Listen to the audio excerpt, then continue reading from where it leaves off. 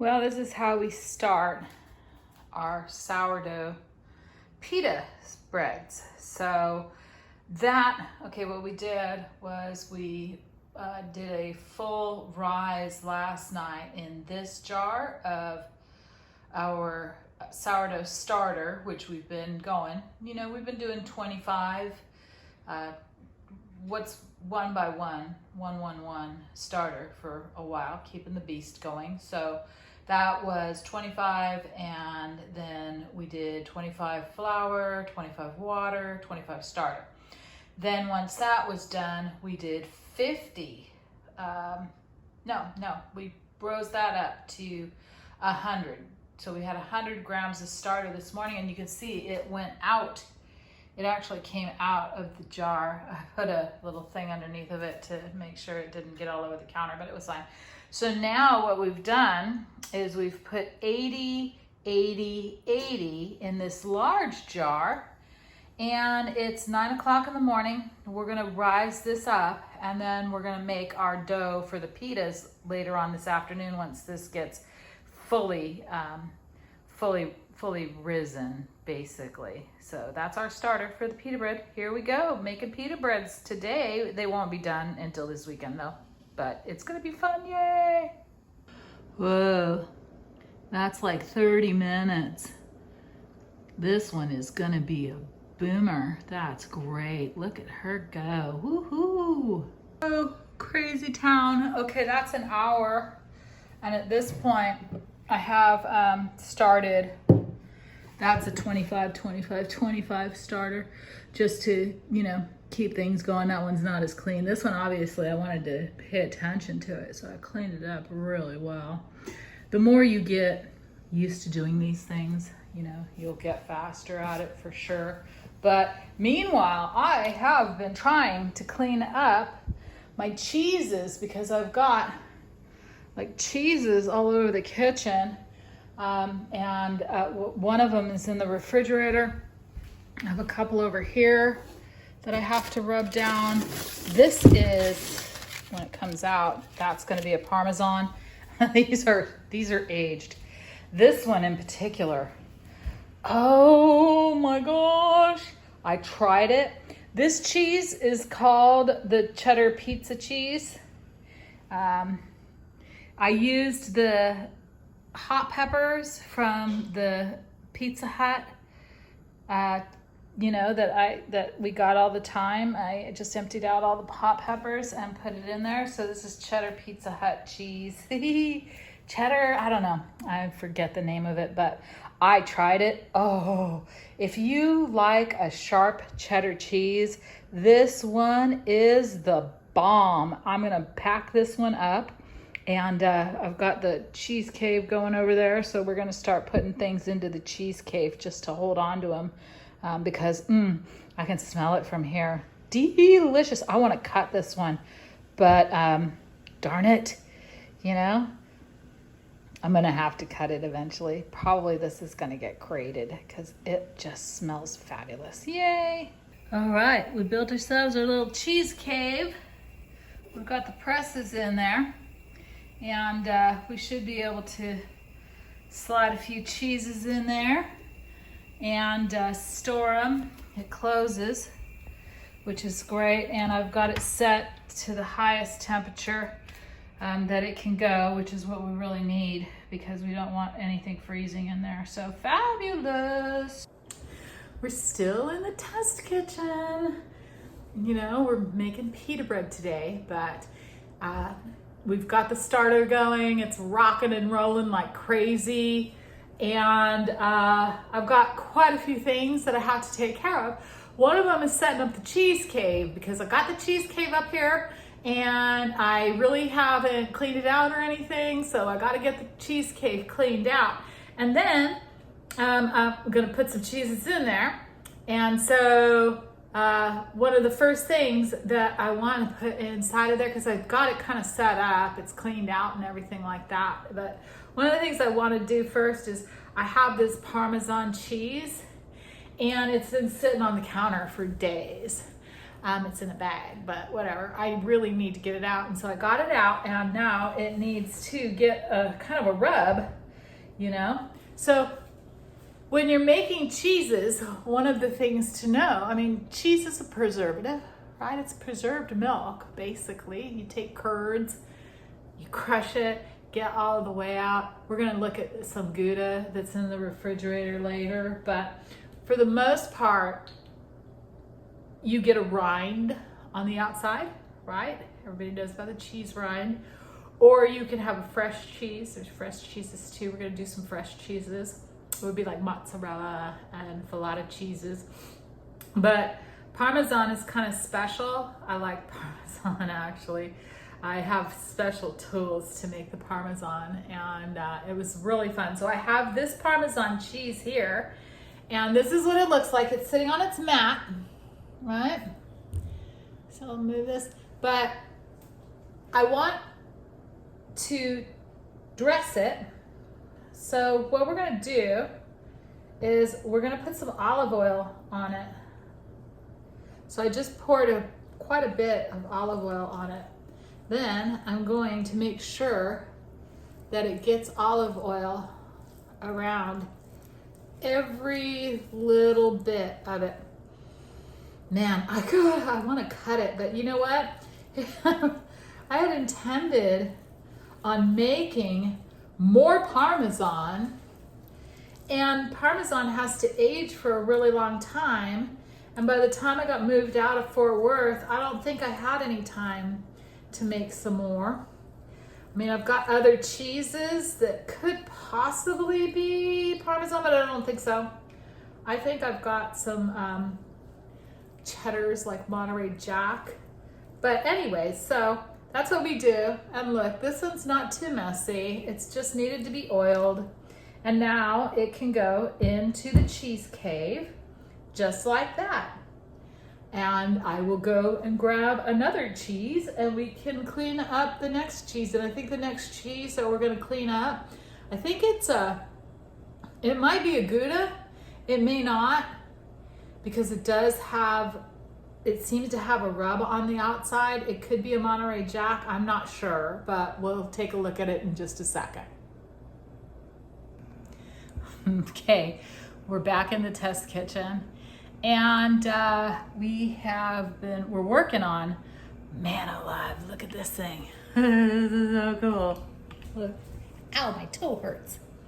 Look. She is rocking and rolling. Look at all those bubbles. That is fabulous. So that is the pita dough.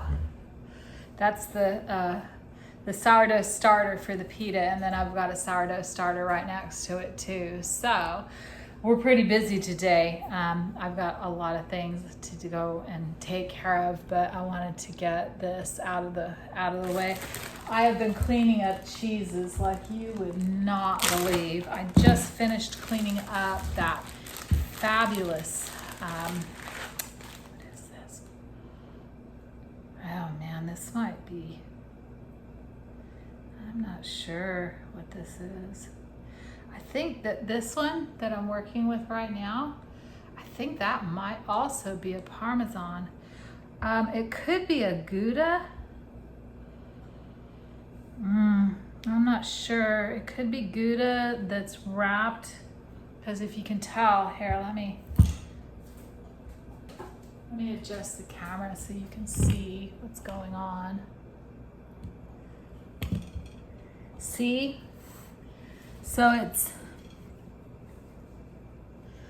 it seems to be rubbed with something. So it might be a Gouda that I've actually rubbed the outside with like chili powder and some things. And it kind of sunk in the middle, it looks like. So what we're gonna do is the same thing I did with the Parmesan. I'm going to oil this cheese because these cheeses have been out and moved and stuck in a cooler and stuck into the storage units. And it just goes to show you that, you know, cheese is hardy. When I originally moved from the Fort Worth area, my intention was to stay where I was at, which was Cleburne. That did not work out. People are liars. And at that point in time, people were just taking advantage of other people and just doing things that I just think are really evil. But see, look at that. See how that is? I'm thinking that this is a chili pepper rub. That would make sense. If I did a Gouda with a chili pepper rub on the outside, that would totally make sense to me. So I'm gonna pop that into the cheese fridge just like that. And I'm gonna let it set out because it was in a bag. I'm gonna let it set out and try and get that oil to, that was what I was pulling off the bottom of it, actually, was an oil. It was drips of oil. I'm pretty sure this is a Gouda. Man, that's gonna be fabulous once we get it cut. Oh, these are 3 and 4 year old cheeses. That Parmesan, that one's gonna be to die for too. So we're gonna pop out of here and bring another cheese in now. All right, here we go. This is, here's an example of what I was saying. That is actually a Monterey Jack. So maybe that's the Monterey Jack that went inside that was done with chili. I mean, when it comes to cheeses, you know, we do all kinds of things to preserve them. Look at this one. This was a wheel of Monterey Jack that was, I vacuum packed it, but as you can see, it has cinnamon and chili powder, and it's wrapped. It's, you know, got oil. That's what is on the outside of it. It is olive oil. This one's ready. I'll bet this one is going to be delicious. I might open this one and cut it up and get it ready to sell. We'll have to see. But the other one that I was talking about, that one can just go straight into the cheesecake like that. This is the other one. Now this, I'd like to find, if I can, a bottle of wine, which there is one in here. We could do this. I don't know where this came from. Crazy town. I don't know. But we've definitely got this one. This is called the Freak Show. This was actually, this is a Manchego. And this was made about the same time that I was getting ready to move out of Fort Worth into Cleburne, and it's rubbed with wine on the outside. So it got pressed in a proper like Manchego mold, which has a very interesting type of form to it, and it looks great. It looks fabulous. That one's probably ready to cut just from touching it. I can feel it. But I think what we can do with that one,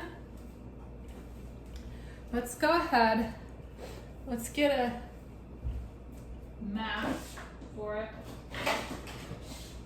Pretty much most cheeses get stored on a mat that allows it to breathe from the bottom. This one has been stored under glass, and allowed to ripen, but I want to go ahead and we're gonna seal it up again with some olive oil. Move the mat out of the way. I don't care if the countertop has been dealt with already. So we're just gonna rub in some olive oil for it. What that's gonna do is it's going to kind of soak in. With cheeses, you're supposed to turn them. You know, the first couple of days, you turn them every day. Then you go to turning them every week. Then once they're in, you know, once they're like sealed up, you can just go to turning them once a month or so. These haven't been turned. These poor things have been abused. It's crazy, but it's okay. Look at that now. I've gotten all the olive oil rubbed into it. We're gonna set it on its mat like that. And then that's gonna go ahead and go back into the cheese cave just like that. I think I'm done with the cheeses for today. I've got to get more out of the cooler, and then we got to move on to doing the pitas, because that pita dough, I'm looking at that starter, and man, it is rocking and rolling. So I'm gonna have to make the pita dough before I leave. So we're gonna move on to the pita dough now. Now, I am not a baker by trade. Everybody knows that, but I love to do preserves. You know, it's survival food, basically. That's what I like to work on, is survival food. And in this day and age, I think that's really important. So pita bread comes up from way back. People have been making pita bread for a long time, and it used to be done inside of a tandoori, right? That's against the sides of the clay, hot clay pots and stuff. Now I happen to have a pizza brick that is made of clay. So we're gonna do it inside the oven using the pizza brick, the pizza stone, basically. And so that's gonna work out quite well. But when you're working with, when you're baking, you use what is called baker's percentages. Everything is a percentage of this, a percentage of that. I'm working on a recipe at the moment, but what we do want to do first is we want to mix all of our liquids together. So you put your liquids together, and then you mix your dry ingredients, and then you can combine all of those. So we're going to start working on our wet ingredients at the moment for our pita breads, which is going to be great. So let's do this. That was set to milliliters, but the cool thing is when you're doing metrics, grams, milliliters is exactly the same weight. So you tare your scale. We're going to do that. That's at 0. And we need 25 grams of olive oil.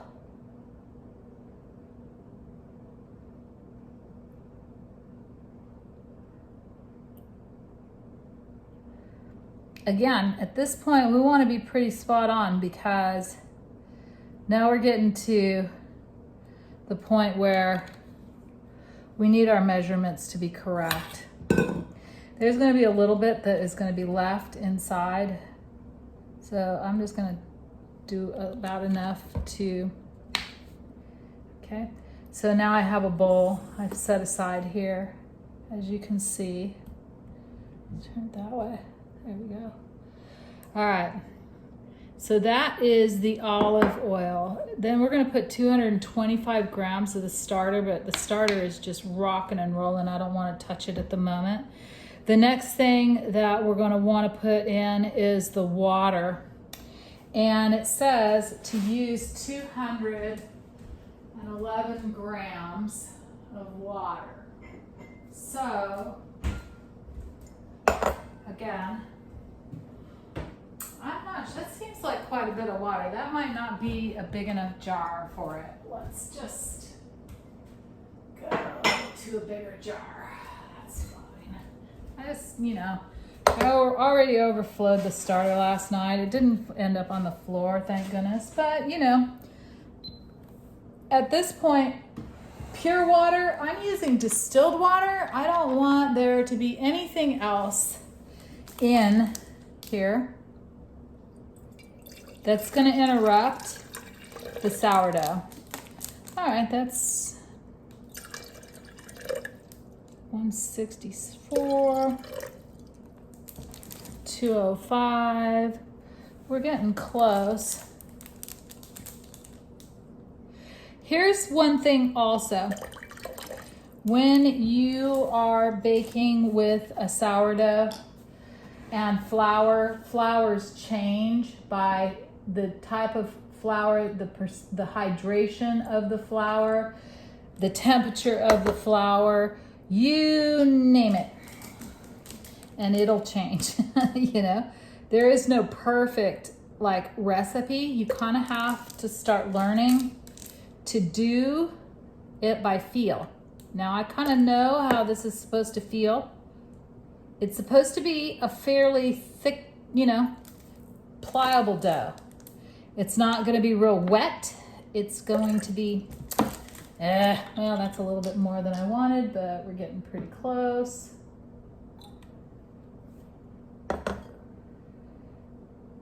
No, that doesn't seem right. 06, that does not seem right. So, you know, when in doubt, we can always do this, because it doesn't feel like I poured that much out. All right, so let's pour it into here, see what we've got. See?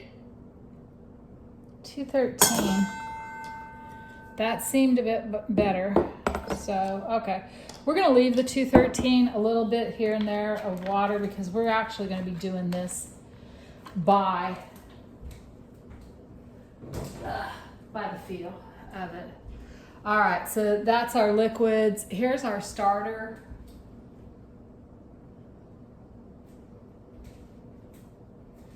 You can see she is jamming.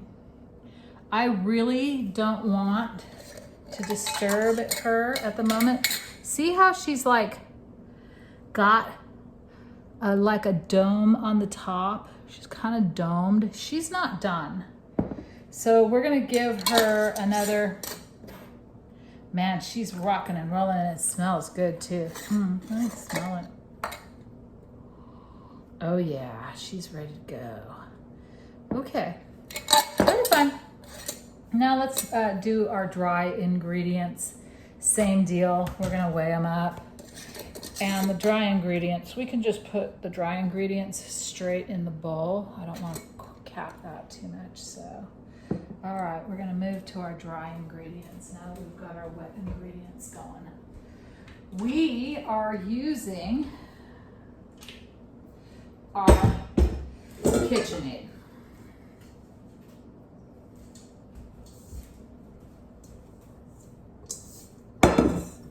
That's the KitchenAid bowl. So I'm gonna have to adjust the camera a little bit. So we are using the KitchenAid, right? We've got it, might as well use it. So again, I'm gonna measure everything up in this glass bowl and let you guys have a look at what we're doing with that as we go. I'm cleaning up as we go because I cannot stand a mess in my kitchen. So yeah, let's take a look at our ingredients that we're gonna measure now. They're just the dry ingredients. Okay, we're gonna tare our scale. That's what it's called, tearing your scale. So you're bringing it back to 0. And now what we are gonna do is we're gonna do 308 grams of white flour. This actually seems to be the whole wheat. So I'm gonna go and find some of the white. You know, this and this seems to be the same thing. So let me go find the white flour.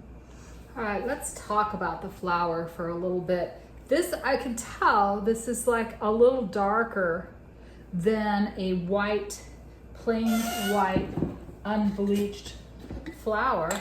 And let's see if we could tell the difference if we put them side by side. Okay, so let's put a little bit of this one in here. You know, it might be better to do it on a plate because then we can tell the difference on the white plate. I think that this is the whole wheat pastry flour. See, this is whole wheat pastry flour. And I think that's what's in this jar. I have another flour, which is a white flour out, so we can go and get that one. Okay, see the color of that? It's kind of it just has kind of a color, like a pale yellow almost. We do have the white. I mean, it's not a whole big difference. It's just one is a whole wheat. And then one is the white.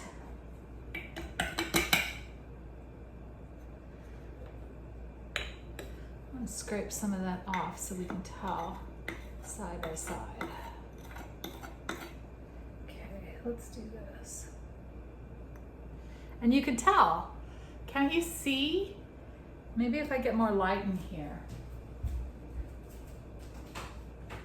There, all the lights on. Now, if we set them side by side, there is a difference in the color.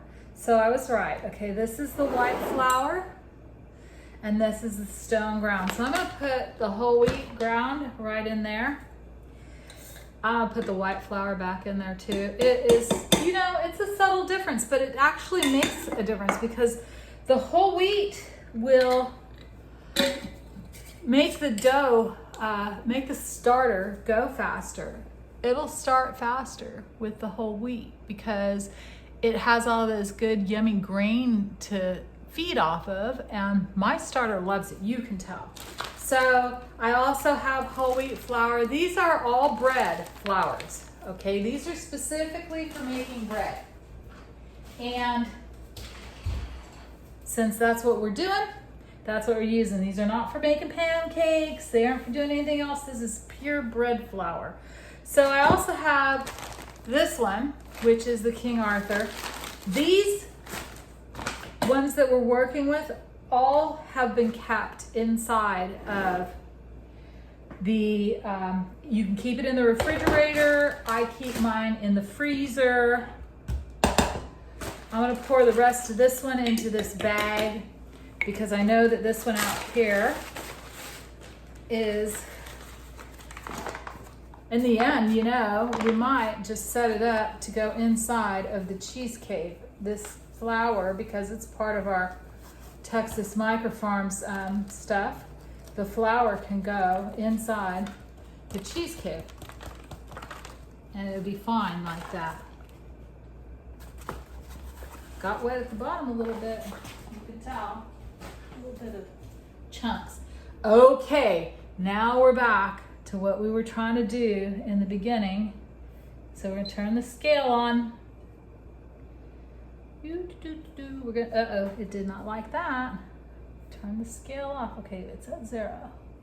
Okay, now we're gonna set the scale on it. I'm gonna tear it. Okay, now we're back to what we were doing, which is 308 of the white flour.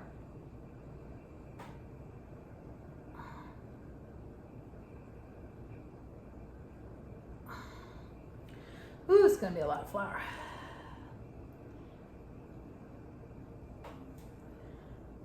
$45. Whoops. A little bit too much. That's fine. 306.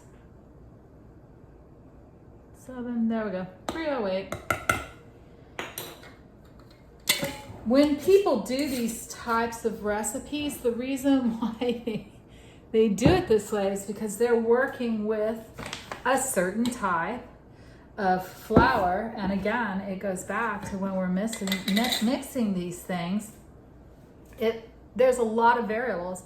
There's a lot of variable. So you just kind of have to do it a lot so that you can tell where you're at on these variables. Okay, so we did 308 and now we need 77 of the whole wheat.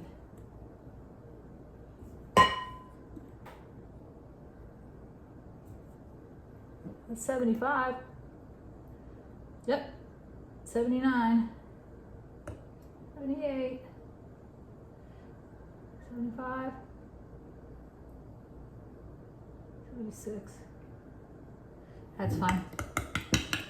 I'm not gonna dip. I'm not gonna argue over a little tiny bit like that. Okay, so now one of the other ingredients, we want some sugar.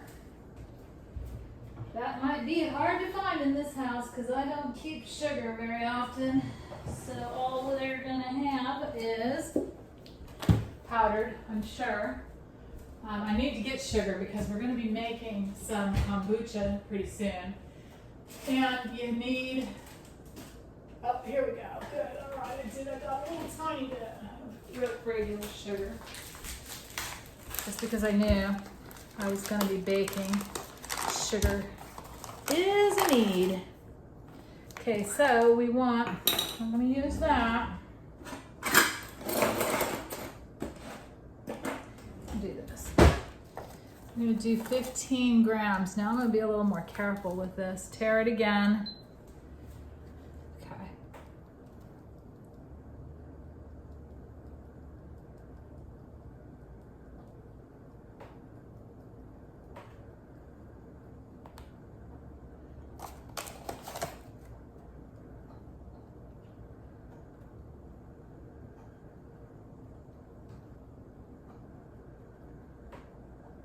All right, there we go. 15 grams of sugar. And then next we're going to do our salt, which is not going to be quite as much salt.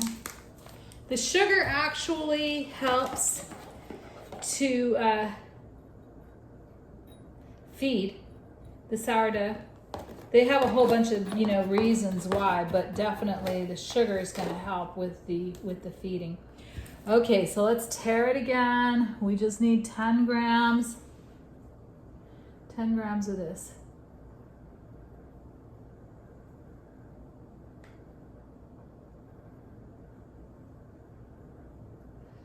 When you're working with sourdough, you don't want to use iodized anything. Okay, iodine is in breads to kill bacteria and things. That is absolutely anti what we're doing with our sourdough. Okay, I think we've got it. We put in the 308 of the wheat, the 308 of the white, the 77 of the wheat, 15% or 15 grams of sugar, 10 grams of salt. Okay, now all we're waiting for is to put in the starter. So we are done with this part, and we're gonna wait for our starter to get as high as I want it, and then we're gonna combine all of these and we're gonna rock and roll.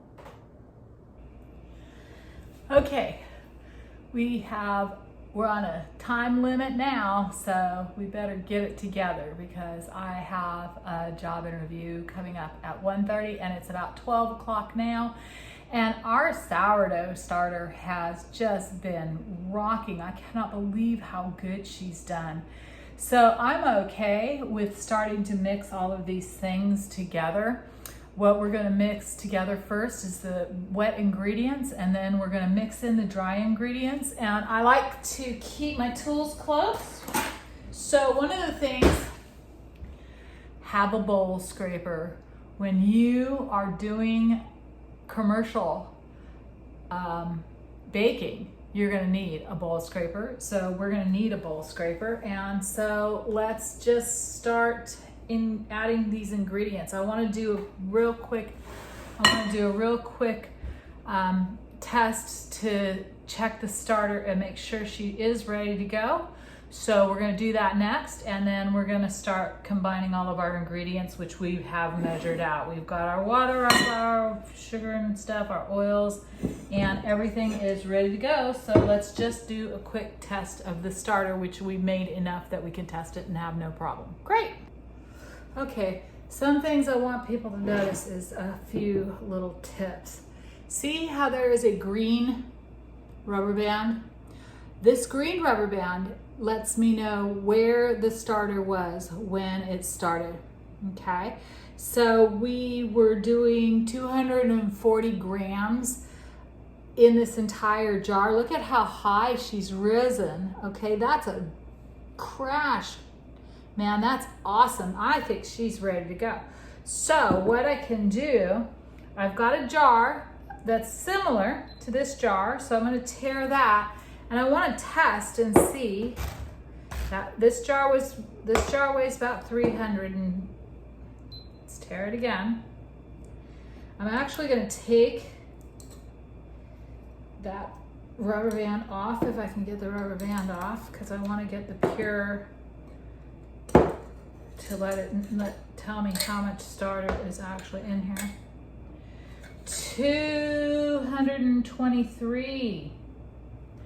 Okay, that's gonna be dead on. I wanted it a little bit more than that. I wanted 225.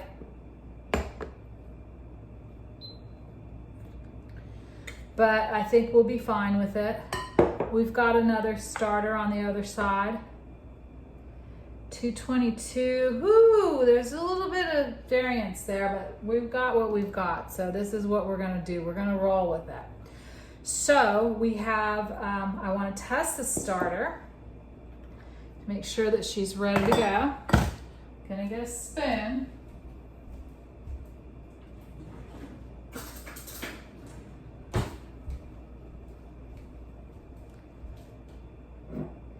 I've got plain water. I'm just gonna pull a tiny bit off of her.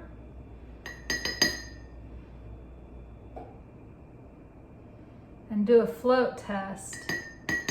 She floats. Okay, that's perfect. I want her to float. If she goes to the bottom, then she's not floating. Now I didn't test very much because we're shy of starter, so I don't want to test too much, but I can tell she's ready. She's ready to go. That's ready to rock and roll. So let's get a spatula and let's try to get as much of that starter out as we possibly can.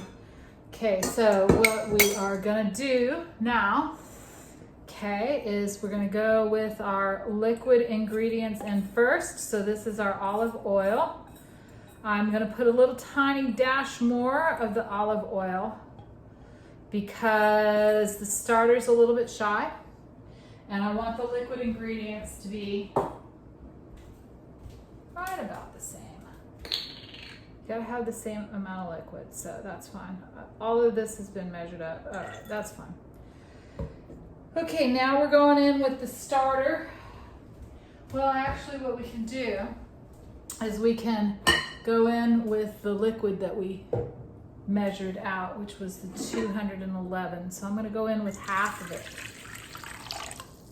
Yeah, I'm gonna leave a little bit because, you know, I don't want to be overzealous. So, but let's go in. I'm glad I started that extra starter. I was gonna use the extra starter from this, but there's not gonna be any extra starter here.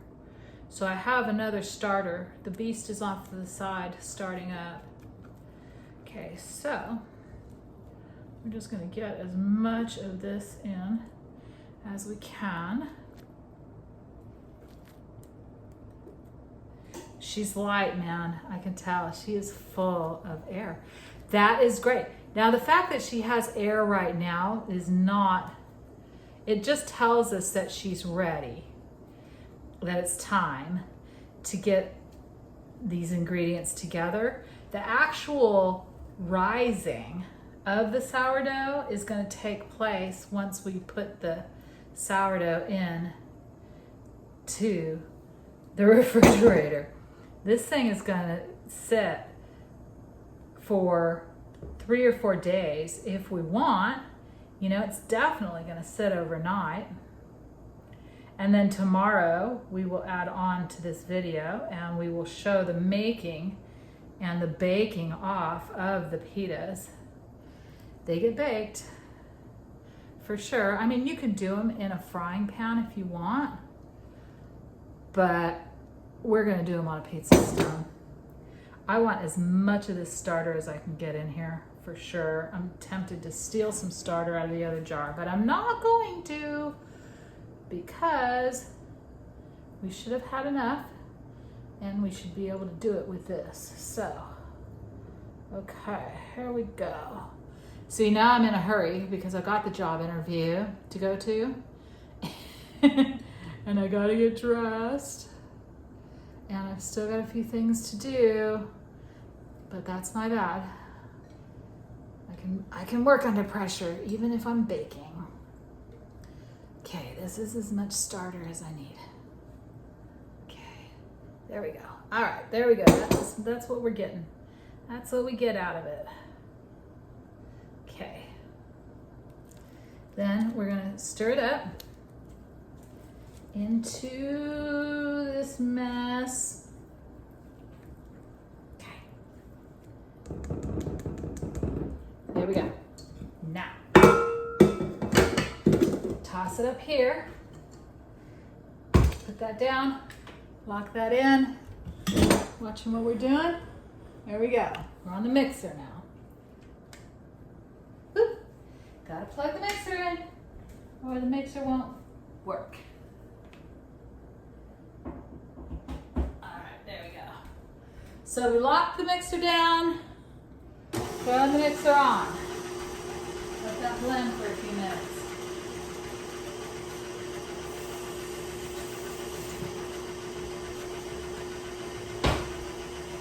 Alright, now what we're going to do is we're going to start incorporating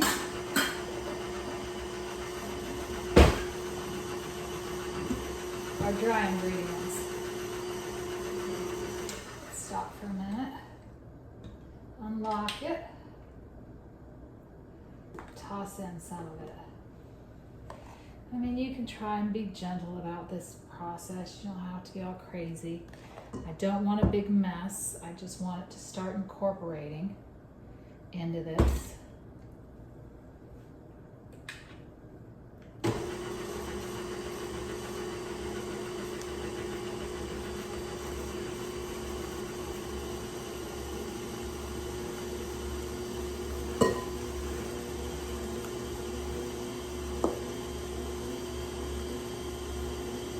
And I don't want it to go too fast either, so, right, that's fine.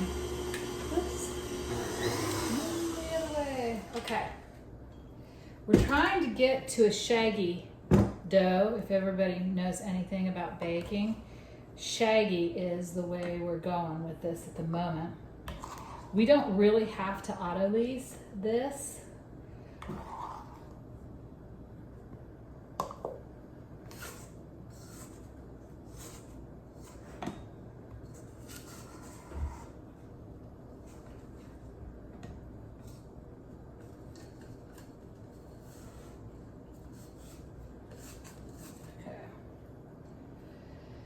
There isn't an autolyse when it comes to doing the pita breads. We just want to get it to kind of a shaggy situation. And, too bad. See, I don't want to incorporate it too fast. So I could let that go for a little while. See, I can actually stick my hand in there. It's not going to hurt anything. I just don't want to. And I can scrape around this bowl. Get the dough down. Be easier with a spatula. Oops! Oh! The perils of baking with the KitchenAid. KitchenAid's great though, I love it. Wouldn't live without it. Okay, it's getting pretty well incorporated. I think that we can add the rest of this dough just in here.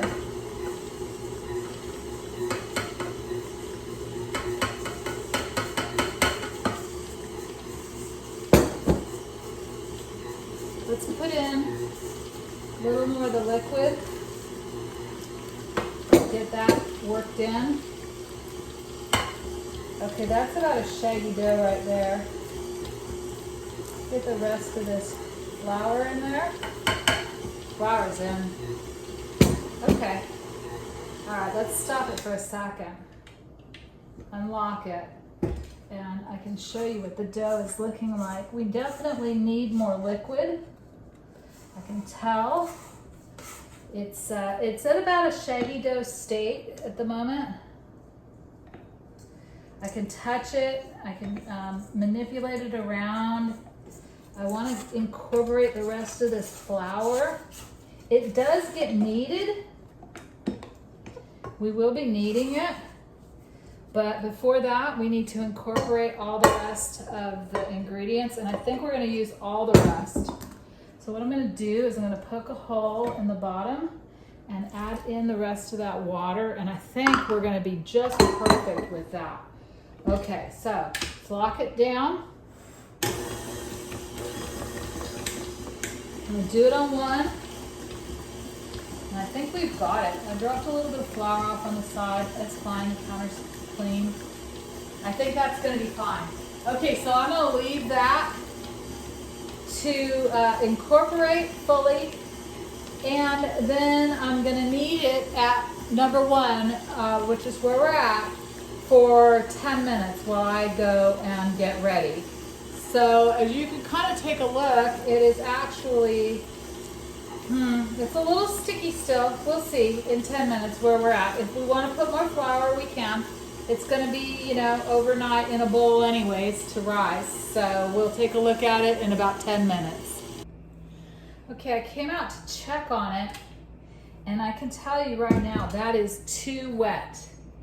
Absolutely too wet. And the thing is that when you have a situation like we've got this wet dough, we have to incorporate more liquid into it right now. And I just know what I'm looking for in terms of dough consistency.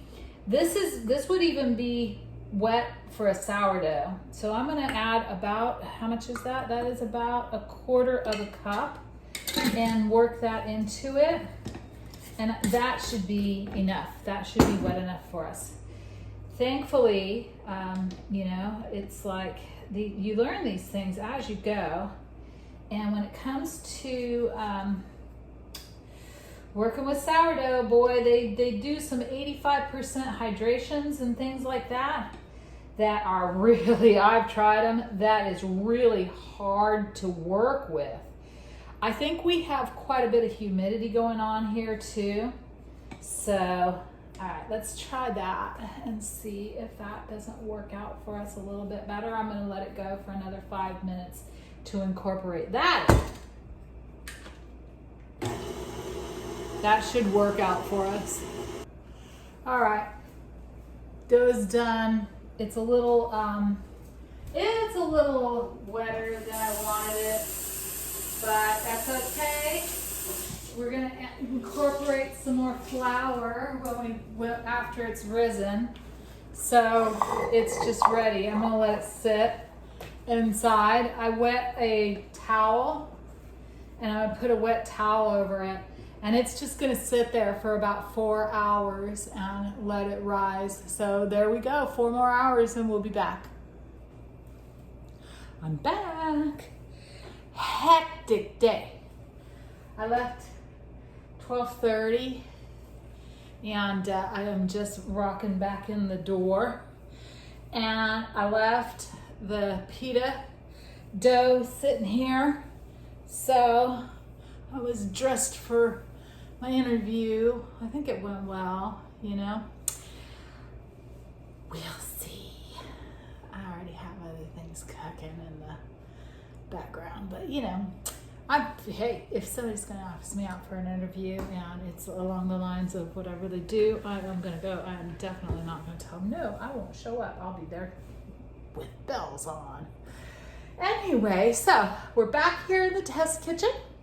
The Texas Microfarms test kitchen, and the last time we left, we were making dough, pita dough. So now you can see it's risen very well. Ooh, it's a little. it's a little wet still. And it needs to not be that wet. But here's what we're gonna do, because we are gonna take that out of the bowl. I know it's a little wet. That's okay. Pita needs to be a little stiffer, but we're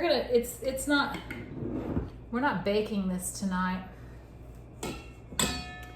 So what I'm gonna do, you can see, I'll put some flour on top. I'm actually gonna brush that around. This is gonna set. You know how sourdough works, right? Here, let's turn this down so you can see what I'm doing. There we go.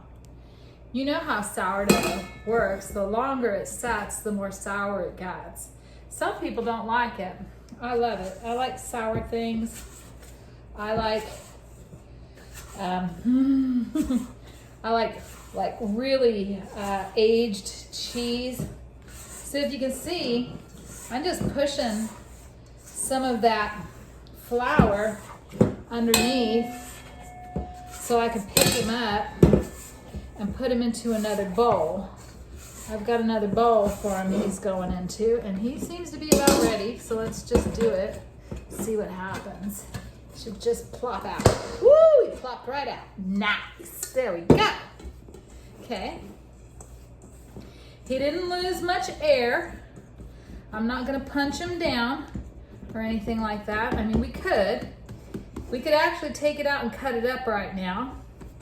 I don't want to do that either. What I want to do, I'm going to incorporate a little bit more flour onto him. He's doing good though.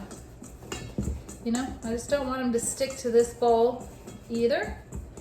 And what we're going to do, okay, there we go. Yep. Sweet. Okay, so we have a choice. Let's see. We can put him in to a bag, and I think he'll fit.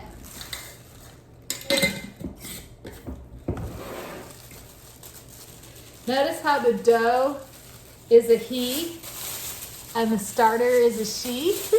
True story.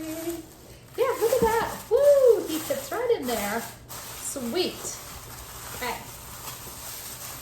He's gonna sit inside the refrigerator until I'm ready to make the pita. Might be tomorrow. Tomorrow seems to be a good day. It also might be the weekend. Friday I have a really early interview with another company that I'm very interested in working with. I'm interested in working with this company today, but again, I have other things already done. So there we go. Now he goes into the refrigerator just like that. I think I'm gonna put him into the cheese fridge because the cheese fridge is cold enough and I have enough room in there, so cool. Oh, look, cabinet's open. Something I probably did before I left. Anyways, this is Heather Hill with Texas Micro Farms, and we are in the Texas Micro Farms test kitchen, and we are testing out how to make pita bread. Yum, I can't wait. And the reason why I came up with this is because yesterday when I went shopping, I saw some beautiful sprouts at Whole Foods, and I bought some sprouts, and I have my own feta that I made myself, and I want to have a feta with sprout stuffed into a pita sandwich. And so I have to make it myself because there was no pita bread at the store. Ha ha. That's how it goes. Anyways, so we will come back tomorrow and probably cut this up and then go ahead and bake this off on the stone that we're going to use. We're going to use a pizza stone to bake it. So hang tight, brothers, sisters, actually probably more. Brothers and sisters, my people. Hang tight, my people. We've got more coming. Peace out. Good morning. It is August 11th, 2022 now. We started doing our pita bread yesterday and it's time to cut the pita up. It's in the refrigerator.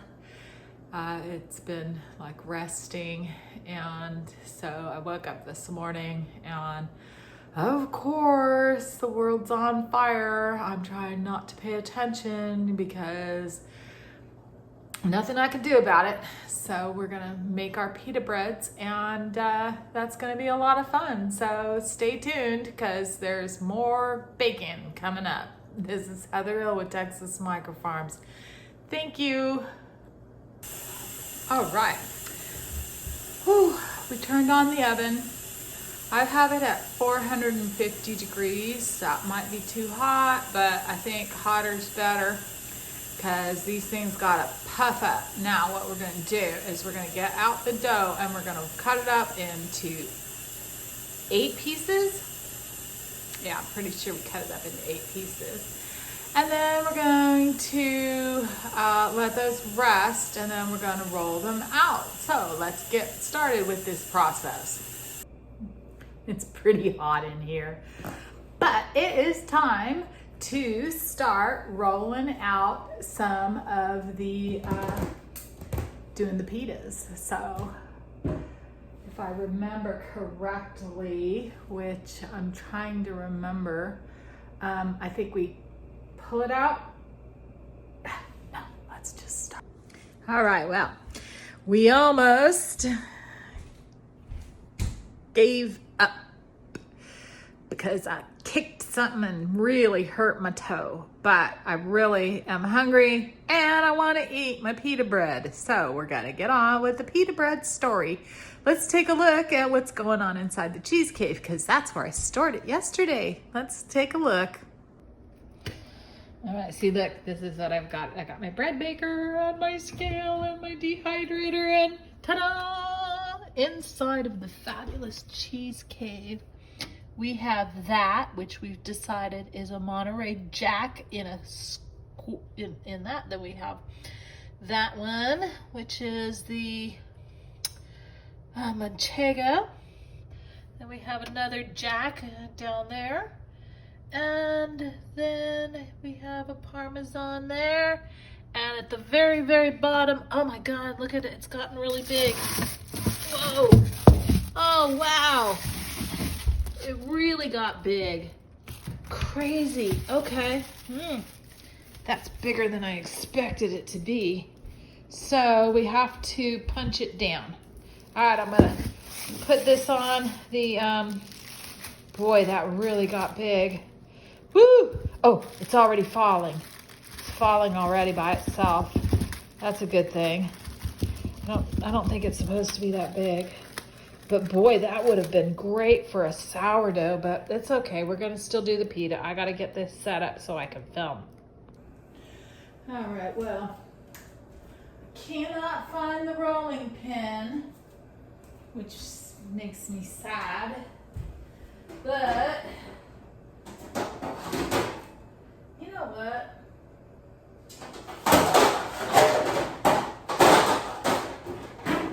Those jerks took something else out of my storage unit. They stole my big pan for my cooling rack. Wow, crazy. Okay, well that says something. Okay, so here we are.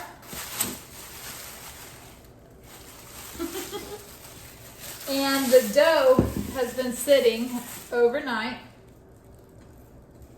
And look, okay, that makes me very happy. I'm gonna throw some flour down because we are supposed to flour it. because we're gonna cut it up. And I gotta turn the oven on. Oven is supposed to be on at 500 degrees. I heated it up earlier, so it's not fully cooled down. Look at how cool this dough is. I could have made a great sourdough out of this thing. See, it had some more flour in the bottom of that. Uh-oh. Ah! Get it on the flour. Don't get it off the flour. Okay, right. Okay, so now we are supposed to knead it into ball. Then it's got to rest. Once I cut these into little balls, it's gonna rest for a while. So it's already, that was the sourdough rise, right? We have to let it sit. Look at how easy it is to play with this dough. I'm so happy with it. Uh-oh, getting a little sticky now. Okay. So once we get it kneaded and into a nice ball, we're gonna round it. Oh, oops, a little bit too sticky still. Get a little more flour onto it. It's okay, we just don't want it being sticking to our hands or sticking to the tray when we do the oven. Okay, so it's got to set for 20 minutes. You know what? I probably don't have to put the oven on quite yet. I think that's good enough for myself. Okay, so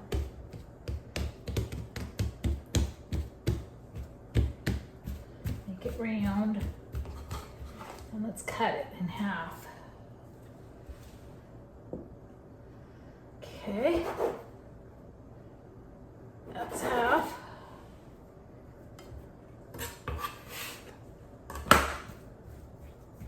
Ah. Oh Lord, I don't want it sticking to anything at all. More flour. Obviously I don't have enough flour out here. It's sticking to everything. Okay, now what I'm gonna do, it seems to me to be the smartest thing. I have to cut this into, I think, 4 pieces? Or 3? What do you think? 1, 2, 3. All right, let's do it like that. Then we're supposed to roll it up into a ball. I'm just rolling it into a ball. They're saying you're supposed to make it tight, like a sourdough ball.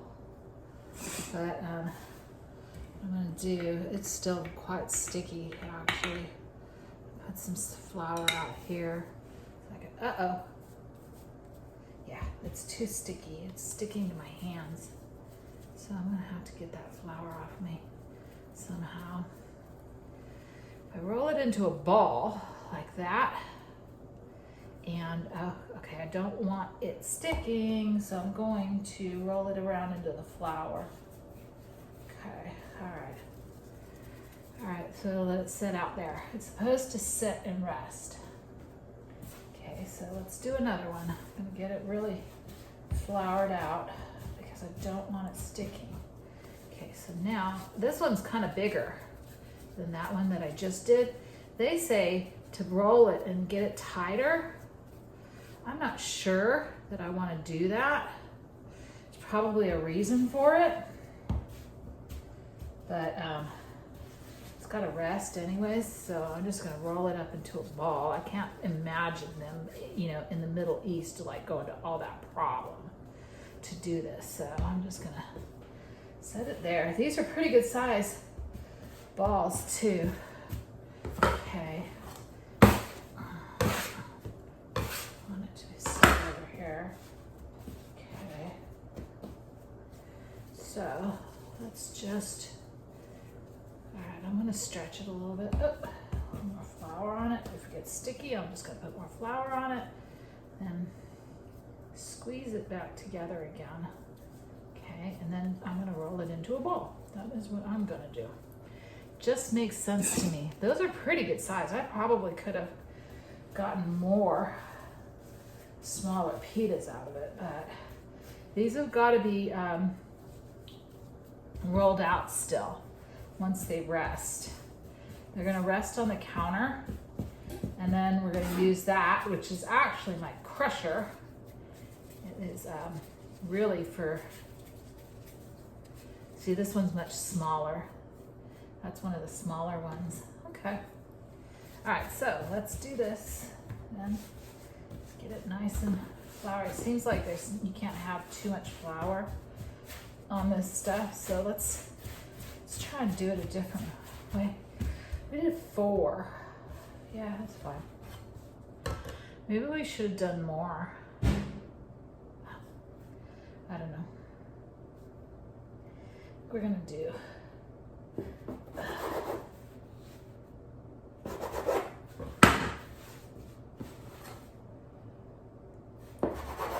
more like this. All right, there we go. Ah.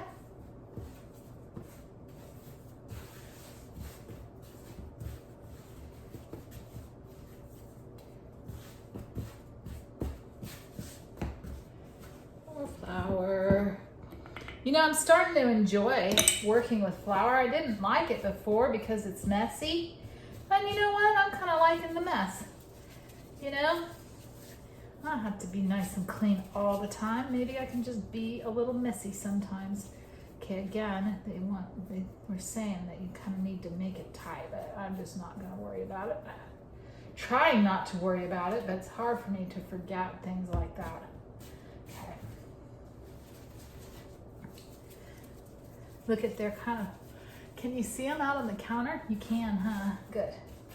So I'm just like flouring them up, rolling them out. Then eventually we're gonna come, once they rest, they have to rest. These ones all came out a little bit more the right size, I think. They say tighten it up. All right, whatever. I just don't want to do that part. It just doesn't seem right to me, but everybody was doing it. Everyone did it this, you know, but there's always a different way. I just want to make it into a ball. That is what I want to do. Make it into a ball. See, because it doesn't seal at the bottom when I do that. All right, that one's got to rest. Okay. I think that what they'll do while they're resting, that one I'm going to re-ball that one up. It doesn't look right.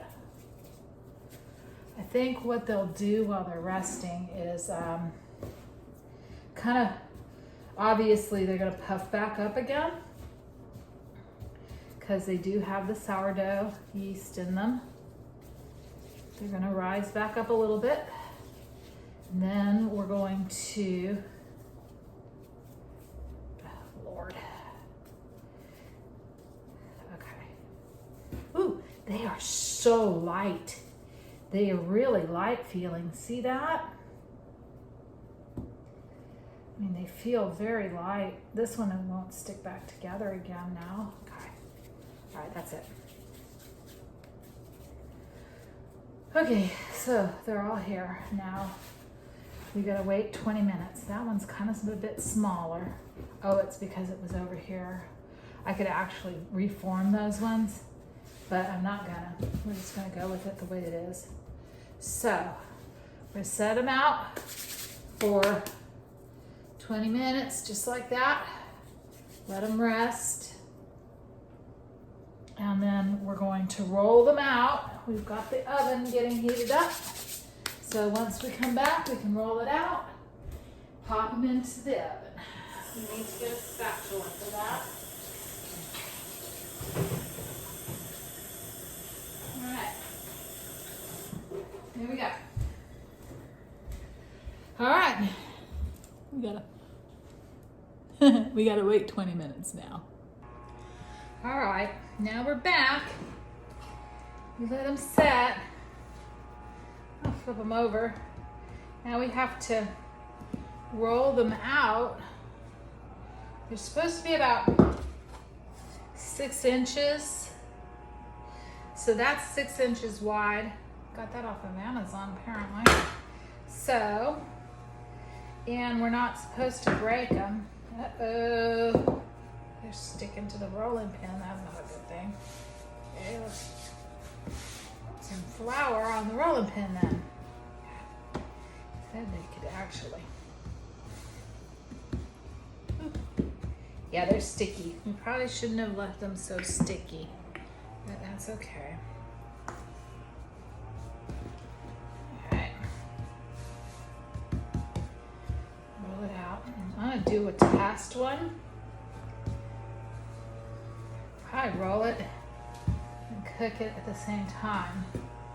You really want them all.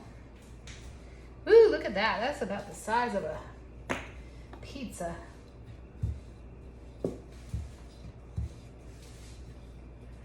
Okay. Let's see.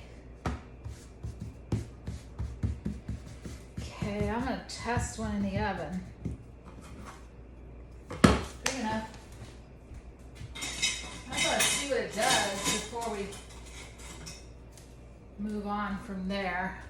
I'll film the next one so that we can take a look, but whoa. Boy, I'll tell you what, they really are difficult to deal with. Ah, okay, went in, but well, yeah, it's in there. All right. I could pop this down. Cut you off. Let's take a look and see what it's gonna do. We do have an oven light, so we can see. See inside of there? We're gonna wait for it to puff up. See, that's better. Now I can watch it. We'll wait. Kind of want to see.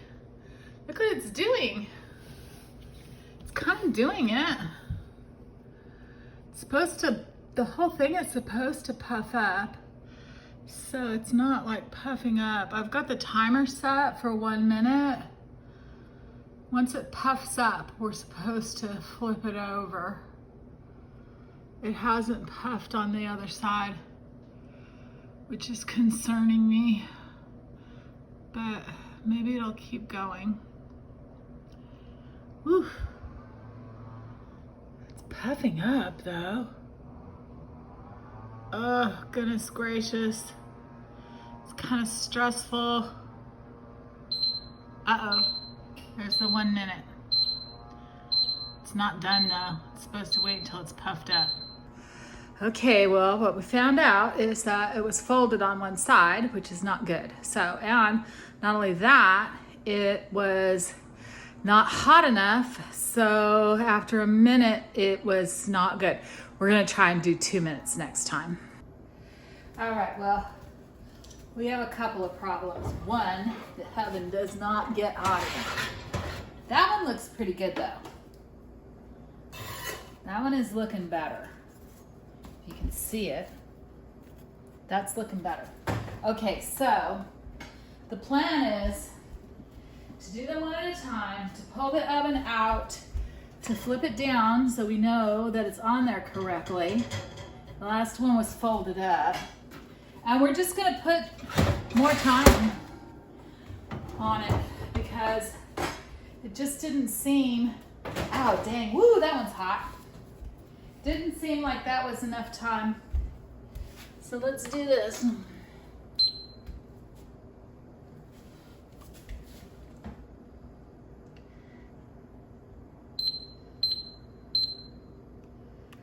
That's what we're gonna do. Woo!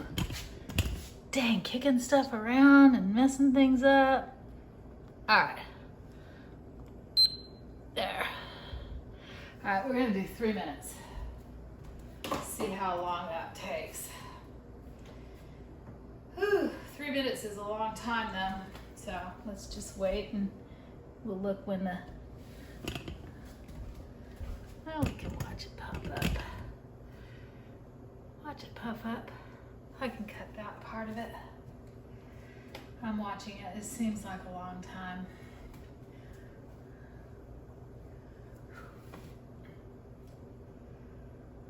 It's like watching, it is literally like watching paint dry.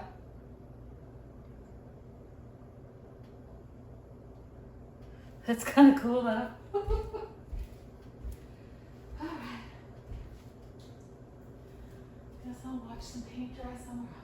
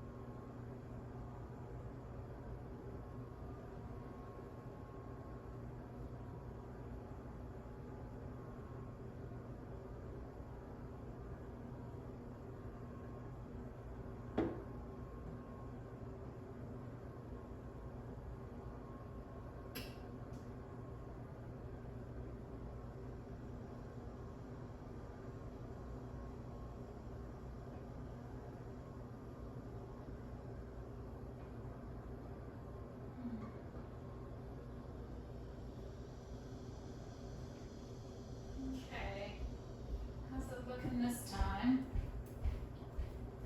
Ouch. Last thing I want to do is kick something. Whoa, that one looks great. Okay, that is time to flip it. Time to flip. All right, let's move this back. Oh yeah, that looks great. All right, flip it over. Okay.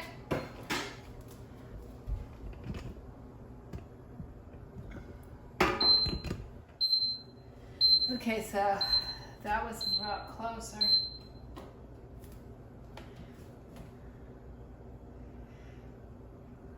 I think they said to do it on 1 minute on the other side. So let's start this at 1 minute.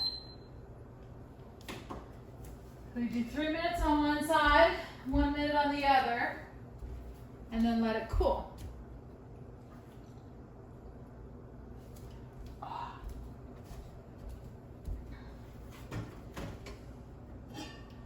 I'm just gonna put it in this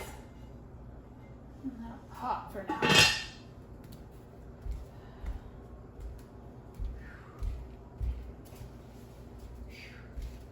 All right, I'm gonna get another one prepared. Flatten it out. That's how we're doing it now. We're not even rolling it now. We're just flattening it with our hands. Seems better.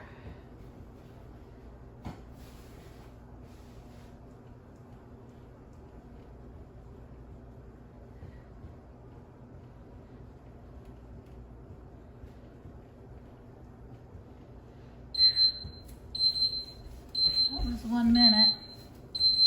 All right, that's about all we're gonna film. It's pretty hot in here, but that was successful. So now the next thing to do is I'm gonna figure out how to make some falafel. I'm gonna eat one of these with some feta stuffed inside. But I really think that if we're gonna get this thing done right, we need to make some falafels and stuff some falafels inside. So I can't wait. That sounds like so much fun. Peace out. This is Heather Hill with Texas Micro Farms, learning how to cook pita. Pita bread. Pita pumpkin eater. They look pretty delicious. That one's pretty hot, but once it cools off, yum!